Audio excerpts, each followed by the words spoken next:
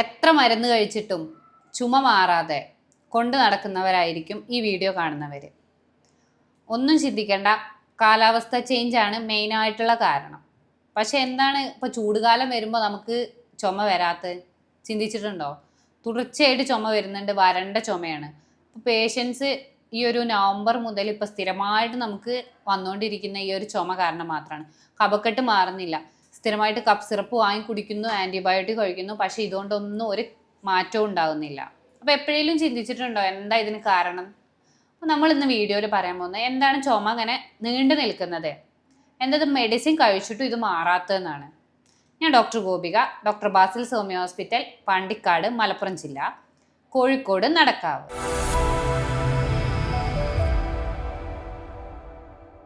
ഇന്നലെയും കൂടെ എൻ്റെ OP-യിൽ പേഷ്യൻ്റ് വന്നിട്ടേ ഉള്ളൂ. ഡോക്ടറെ 3 ആഴ്ചയായിട്ട് കണ്ടിന്യൂസ് ആയിട്ട് ചുമയാണ്, തുടർച്ചയായിട്ട് ചുമക്കുന്നുണ്ട്, വരണ്ട ചുമയാണ്, മാറുന്നേ ഇല്ല. എന്നാൽ തലയ്ക്കൊരു കനുണ്ട്, ഭയങ്കര ബുദ്ധിമുട്ടാണ്, രാവിലെയും ഒക്കെ തുടർച്ചയായിട്ട് ചുമയാണ്. എന്നാൽ കിടക്കാനോ പറ്റുന്നില്ല, ഇരിക്കാനോ പറ്റുന്നില്ല, നടക്കാനോ പറ്റുന്നില്ല, ഈ ഒരു അവസ്ഥയിലാണെന്നാണ് പറഞ്ഞത്. അപ്പോൾ പ്രധാനമായിട്ടെന്ന് പറഞ്ഞാൽ വെളുപ്പിനുള്ള നല്ല തണുപ്പ്, പക്ഷേ എന്നാൽ ഒരു 10 മണി കഴിഞ്ഞ് കഴിഞ്ഞാൽ നല്ല ചൂട്. ഈ ഒരു കാലാവസ്ഥ ചേഞ്ച് വരുന്ന സമയത്ത് നമ്മുടെ പ്രതിരോധശേഷി കുറയാണ് ചെയ്യുന്നത്. കാരണം എന്താ വെച്ചാൽ പെട്ടെന്നുള്ള ചേഞ്ചാണ്, എന്നാൽ ത്രൂ ഔട്ട് തണുപ്പില്ല, ഒരു ഡ്രൈ ആയിട്ടുള്ള വെതറാണ്, മീൻസ് വരണ്ട പോലെയാണ്, ഹ്യൂമിഡിറ്റി കുറയുന്നുണ്ട്. ഇത് കാരണത്താലാണ് നിങ്ങളുടെ ചുമ മാറാത്തത്. ഈ ചുമ എന്ന് പറയുന്നത് നമ്മുടെ ഉള്ളിലുള്ള സാധനങ്ങളെ പുറത്തേക്ക് എക്സ്പൾ ചെയ്യാണ്, പുറത്തേക്ക് വിടുന്നതിന് വേണ്ടിയിട്ട്. ചെറിയ രീതിയിൽ എന്തെങ്കിലും ഉണ്ടെങ്കിലും അതിനെ പുറത്തേക്ക് തള്ളാൻ വേണ്ടിയിട്ട് ശരീരം കാണിക്കുന്ന ഒരു ലക്ഷണം മാത്രമാണ് ചുമ. അപ്പോൾ ചിലർ പറയുന്നത് ഇതൊരു പനി വന്നതിന് ശേഷം ചുമ നിൽക്കുന്നുണ്ട്. അതൊരു പോസ്റ്റ് വൈറൽ ബ്രോങ്കൈറ്റിസ് ആണ്. കാരണം വൈറൽ ഇൻഫെക്ഷനായ പനിക്ക് ശേഷം വരുന്ന ചുമ. പക്ഷേ ക്ലൈമറ്റ് ചേഞ്ച് കാരണമാണ് ഇപ്പം എല്ലാ അസുഖവും ഒന്ന് കൂടാൻ കാരണം. കാരണം എന്താ വെച്ചാൽ ഈ തണുപ്പിൽ നമ്മുടെ പ്രതിരോധശേഷി പറയുമ്പോൾ ബോഡിക്ക് അത് അഡാപ്റ്റ് ചെയ്യാൻ, മീൻസ് ബോഡിക്ക് അതിനോട് പ്രതികരിക്കാനുള്ള ശേഷി വരെ കുറയാണ്. അപ്പോൾ അത് കാരണമുള്ള ബുദ്ധിമുട്ടാണ് പ്രധാനമായിട്ടുള്ളത്. അപ്പോൾ ഇതിന് പ്രധാനമായിട്ട് കാണിക്കുന്ന ലക്ഷണം എന്ന് പറഞ്ഞാൽ ഫസ്റ്റ് 2 ദിവസം ചിലർക്ക് പനി ഉണ്ടാവാറുണ്ട്, ചിലർക്ക് ഒരു പനിയും ഇല്ലാതെ തന്നെ നേരിട്ട് കഫക്കെട്ട് തുടങ്ങുന്നുണ്ട്. പനിയുള്ളവരിൽ മൂക്കടപ്പ് വരുന്നു, ആ മൂക്കടപ്പ് പിന്നീട് നിർത്താതെയുള്ള ചുമയ്ക്ക് കാരണമാവുന്നു. ചുമയുടെ കാര്യത്തിൽ തന്നെ ഓരോ ആൾക്കാരിലും ഡിഫറെൻറ്റ് വ്യത്യസ്തങ്ങളായ ലക്ഷണങ്ങളാണ് കാണിക്കുന്നത്. തുടർച്ചയായിട്ട് ചുമയ്ക്കുന്നവരുണ്ട്, ഓരോ ഒറ്റപ്പെട്ട ചുമകൾ ഇടയ്ക്കിടയ്ക്ക് ചുമയ്ക്കുന്നവരുണ്ട്, ചുമയോടൊപ്പം രക്തം വരുന്നവരുണ്ട്, അതുപോലെ തന്നെ ഈ ചുമച്ച് വരണ്ട ചുമ ശ്വാസമുട്ടലിലേക്ക് ലീഡ് ചെയ്യുന്നവരുണ്ട്. ഇത്രയും വ്യത്യസ്തങ്ങളായ ലക്ഷണങ്ങൾ കാണുന്നുണ്ട്. അത് ഓരോരുത്തരുടെ പ്രതിരോധ ശേഷിക്ക് അനുസരിച്ച് വ്യത്യസ്തങ്ങളായിട്ടാണ് കാണുന്നത്. അതുപോലെ തന്നെ നമ്മുടെ പ്രായത്തിനനുസരിച്ച് മാറ്റങ്ങൾ വരുന്നുണ്ട്. കുട്ടികളിൽ ഇപ്പോൾ ഈ ഒരു ജലദോഷം, കഫക്കെട്ട്, ചുമയ്ക്ക് ഒപ്പം തന്നെ സ്കിന്നിലുണ്ടാവുന്ന അലർജീസും നല്ല രീതിയിൽ കൂടുന്നുണ്ട്. തൊലിയിലുണ്ടാവുന്നത് എന്താ വെച്ചാൽ വരണ്ട ചർമ്മം. അത് കാരണം തന്നെ ചെറിയ കുട്ടികളിൽ ഇപ്പോൾ കഴിഞ്ഞ ദിവസം തന്നെ 3 വയസ്സായ ഒരു കുട്ടീൻ്റെ ശരീരം മൊത്തം ചൊറിഞ്ഞ് ഡ്രൈ ആയിട്ട് ചൊറിഞ്ഞ് മുറിവുകളായ ഒരു അവസ്ഥ ഉണ്ടായിരുന്നു. അപ്പോൾ ഈ ഒരു ചുമയുടെ ഒപ്പം തന്നെ ഇതും കൂടെ വരുന്നുണ്ട്. കാരണം എന്താ വെച്ചാൽ ടോട്ടൽ ശരീരത്തിൻ്റെ മൊത്തത്തിൽ പ്രതിരോധശേഷി കുറയുന്ന സമയത്ത് ഈ 2 ലക്ഷണങ്ങളും, ശ്വാസകോശ സംബന്ധമായ ബുദ്ധിമുട്ടുകളും അതുപോലെ തന്നെ തൊലിയിലുള്ള ബുദ്ധിമുട്ടുകളും ഇരട്ടിയായി വർദ്ധിക്കുകയാണ് ചെയ്യുന്നത്. ആളുടെ ശരീരത്തിൽ ഇതുണ്ട്, പക്ഷെ ഇത് ആ സമയത്ത് പുറത്തു വന്നു എന്നുള്ളതേ ഉള്ളൂ. അപ്പോൾ നമ്മൾ ശ്രദ്ധിക്കേണ്ടത് എന്താ വെച്ചാൽ പെട്ടെന്ന് തണുപ്പിൽ നിന്ന് പെട്ടെന്ന് ചൂടിലേക്ക് ഇറങ്ങാതിരിക്കുക. അതുപോലെ തന്നെ AC-യിൽ ഇരിക്കുന്ന ആളുകളൊക്കെ ആണെന്നുണ്ടെങ്കിൽ അത് കഴിഞ്ഞ ഉടനെ പെട്ടെന്ന് വെയിൽ കൊള്ളുകയോ, അതുപോലെ തന്നെ വൈകുന്നേരങ്ങളിൽ ആ ഒരു നോർമൽ ടെമ്പറേച്ചറിൽ ഇരിക്കാൻ ശ്രദ്ധിക്കുക. പെട്ടെന്ന് AC-ന്നോ അതുപോലെ ചൂടിൽ നിന്ന് പുറത്തേക്കോ ആ രീതിയിലുള്ള പെട്ടെന്നുള്ള സഡൻ ചേഞ്ച് ശരീരത്തിന് അഡാപ്റ്റ് ചെയ്യാൻ നല്ല ബുദ്ധിമുട്ടായിരിക്കും. അപ്പോൾ ആ ചേഞ്ചസ് നിങ്ങളൊന്ന് ക്ലിയർ ആക്കാൻ ശ്രദ്ധിക്കുക. കാരണം പെട്ടെന്ന് ആ മാറ്റം ഒന്നെങ്കിൽ AC നോർമൽ ടെമ്പറേച്ചറിലാക്കിയതിന് ശേഷം മാത്രം പുറത്തേക്ക് ഇറങ്ങാൻ ശ്രദ്ധിക്കുക. ഈ രീതിയിൽ ശ്രദ്ധിച്ചാൽ തന്നെ ഈ ഒരു വരണ്ട ചുമ ലിമിറ്റ് വരെ നമുക്ക് തടയാൻ പറ്റും. പിന്നെ ഉള്ളിൽ ഇൻഫെക്ഷൻ കാരണം വന്നതാണെങ്കിൽ അതൊന്ന് ആവി പിടിക്കാൻ ശ്രദ്ധിക്കുക. സ്ഥിരമായിട്ട് 1-2 നേരം ആവി പിടിക്കുകയാണെന്നുണ്ടെങ്കിൽ അവിടെയുള്ള മ്യൂക്കസ്, ഉള്ളിലുണ്ടാവുന്ന ആ ഒരു പഴുപ്പ് അലിയുകയും അത് ഒന്നെങ്കിൽ പുറത്തേക്ക് വരും, ഇല്ലെങ്കിൽ അലിഞ്ഞു പോവുകയും ചെയ്യും. അതുപോലെ തന്നെ നിങ്ങൾക്ക് ചെയ്യാം, ഇളം ചൂടുവെള്ളത്തിൽ ഒരു തുണി നനയ്ക്കുക. തുണി നനച്ചതിന് ശേഷം നമ്മുടെ മൂക്കിൻ്റെ ഈ ഭാഗങ്ങളിൽ, തൊണ്ടേൻ്റെ ഭാഗങ്ങളിൽ വെച്ച് കഴിഞ്ഞാൽ അവിടെ ഉണ്ടാകുന്ന ഇറിറ്റേഷൻ, ഒരു ബുദ്ധിമുട്ട് പോവും. അതുപോലെ തന്നെ അവിടെയുള്ള കഫം ഉണ്ട് എന്നുണ്ടെങ്കിൽ അത് ലിക്വിഫൈ ആയിട്ട് അത് നേർപ്പിച്ച് പോവുകയും ചെയ്യും. പിന്നെ ഈ ചുമ തുടങ്ങിയവരിൽ പൊടി അല്ലെങ്കിൽ പുക അവർ സ്ഥിരമായിട്ട് ശ്വസിക്കുകയോ അല്ലെങ്കിൽ അവർക്ക് പൊടി അടിക്കുകയോ ചെയ്യുന്നുണ്ടെങ്കിൽ അവർ കംപ്ലീറ്റ് ആയിട്ട് അതൊന്ന് അവോയ്ഡ് ചെയ്യാൻ ശ്രദ്ധിക്കുക. അല്ല, ജോലി സംബന്ധമായിട്ട് അത് അവോയ്ഡ് ചെയ്യാൻ പറ്റില്ല എന്നുണ്ടെങ്കിൽ അത് മാസ്ക് ഉപയോഗിക്കുന്നതാണ് നല്ലത്. കാരണം എന്താ വെച്ചാൽ ഓൾറെഡി ഇൻഫെക്ഷൻസ് ഉള്ളിലുണ്ട്. ഇതിൻ്റെ കൂടെ ഈ ഒരു ട്രിഗറിങ്, ഇപ്പോൾ പൊടി പുക എന്നൊക്കെ പറയുന്നത് നമ്മുടെ ഏത് ശ്വാസകോശ സംബന്ധമായ ബുദ്ധിമുട്ടുകളെയും കൂട്ടുന്ന ഒരു ട്രിഗറിങ് ഫാക്ടറാണ്. അപ്പോൾ അത് കൂടുന്നതിനേക്കാൾ നല്ലത് അത് നമ്മൾ ലിമിറ്റ് ചെയ്യണം. അപ്പോൾ മാസ്ക് യൂസ് ചെയ്ത് കഴിഞ്ഞാൽ അത്രത്തോളം പൊടിയോ പുകയോ ഉള്ളിലേക്ക് എത്തുന്നത് തടയുകയും അത് കാരണം ബുദ്ധിമുട്ടുകൾ ഒരു പരിധി വരെ നമുക്ക് നിയന്ത്രിക്കാൻ പറ്റുകയും ചെയ്യും. പിന്നെ ശ്രദ്ധിക്കേണ്ട ഒരു കാര്യം എന്താ വെച്ചാൽ ഈ ചുമയുള്ള സമയത്ത് നമ്മൾ വെറുതെ പോയിട്ട് മെഡിസിൻസ് സ്വന്തം പ്രിസ്ക്രിപ്ഷനിൽ പോയി വാങ്ങുന്നതിനേക്കാൾ നല്ലത് ഒരു ഡോക്ടറെ എപ്പോഴും കൺസൾട്ട് ചെയ്യുന്നതാണ്.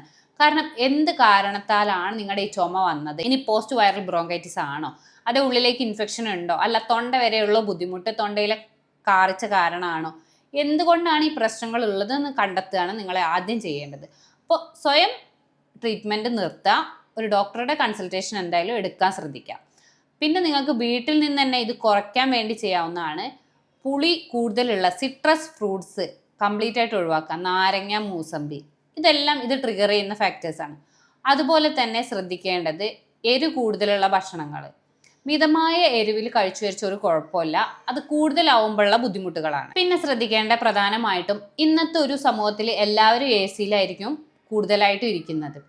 അങ്ങനെയുള്ളവർ ഡേ ടൈമിൽ എ സി ഉപയോഗിക്കുന്ന സമയത്ത്, എ സി എന്ന് പറഞ്ഞു കഴിഞ്ഞാൽ നമ്മുടെ റൂമിലെ കംപ്ലീറ്റ് ഈർപ്പം വലിച്ചെടുക്കുകയാണ് ചെയ്യുന്നത്, മൊത്തം ഡ്രൈ ആക്കും. ഈ ഒരു ഡ്രൈനെസ് എന്ന് പറഞ്ഞാൽ ചുമ കൂട്ടുകയാണ് ചെയ്യുന്നത്. അപ്പം അതിന് വേണ്ടി നമുക്ക് ചെയ്യാവുന്നത് ഒരു പാത്രത്തിൽ വെള്ളം ഒരു റൂമിൻ്റെ മൂലക്കിൽ വെക്കുകയാണ്, മീൻസ് ഒരു സൈഡിൽ വെക്കുകയാണെന്നുണ്ടെങ്കിൽ ആ ഈർപ്പം അവിടെ നിലനിൽക്കുകയും ആ ഡ്രൈനെസ് മാറി കിട്ടാൻ സഹായിക്കും. ഇത് കാരണം ചുമ ഒരു പരിധിവരെ നിയന്ത്രിക്കാം. അതുപോലെ തന്നെയാണ് ഡയറക്റ്റ് ഫാനിൻ്റെ ചുവട്ടിൽ രാത്രി കിടക്കുന്നവർ. ആ ഡയറക്റ്റ് എയർ എത്തുന്ന സമയത്ത് ഇവിടെ ശരിക്കും ഒരു ക്ലോസേജ് ആണ് വരുന്നത്. മീൻസ് ഇപ്പോൾ ശ്വാസം പോകുന്ന സ്ഥലത്താണെങ്കിൽ ആ എയർ വന്ന് അടിക്കുമ്പോൾ അവിടെ ഒരു ബ്ലോക്ക് വരികയാണ് ചെയ്യുന്നത്. അത് ഒഴിവാക്കുക. അതുപോലെ തന്നെ എ സിയുടെ ടെമ്പറേച്ചർ എന്ന് പറയുന്നത് നോർമൽ നമ്മുടെ അന്തരീക്ഷ ടെമ്പറേച്ചറിനേക്കാൾ, അന്തരീക്ഷ താപനിലയിൽ നിന്ന് 2-3 ഡിഗ്രി മാത്രം മാറ്റം വരുത്തിയിട്ട് സെറ്റ് ചെയ്യാൻ ശ്രദ്ധിക്കുക.